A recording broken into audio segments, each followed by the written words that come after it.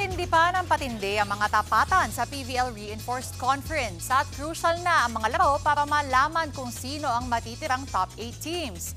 Live mula sa Smart Araneta Coliseum, nasa frontline ng balitang yan si Ian Suyu. Ian?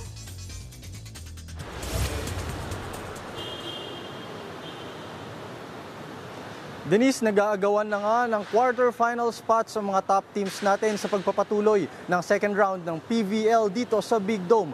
At ang pinaka-inaabangan nga ng lahat ay ang tapatan ng sister teams na Creamline Cool Smashers at Chocomucho Flying Titans.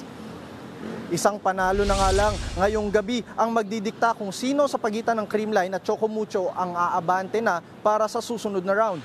Matapos ang back-to-back wins, target ng powerhouse Cool Smashers na i-extend ang kanilang winning streak para makadiretso na sa quarters. Sasandal sa matinding team chemistry ang veteran core ni Alyssa Valdez, Michelle Gumabaw, Tots Carlos at import Coco Xuan. Kung ang Creamline ay going for 3 wins, ang Flying Titans naman gusto nang tapusin ang kanilang 3-game losing streak.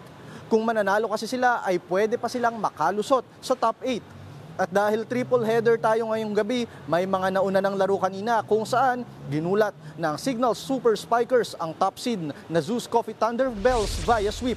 Bumida dyan si PVL On Tour MVP Erica Santos with 19 big points, habang may 13 points and 14 receptions naman si import Catherine Tribashka. Ito ang unang talo ng Zeus sa buong komperensya at ngayon ay may 6-1 record na.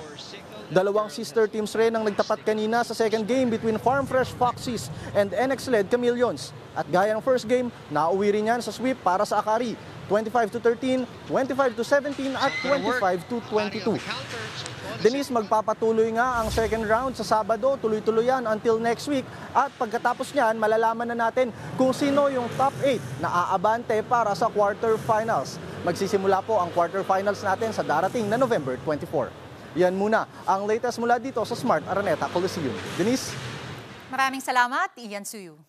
Mga kapatid, Cheryl Cosing po. Maging maalam at may pakialam sa mga napapanahong issue at headlines. Mag-follow at mag-subscribe na sa social media pages ng News 5.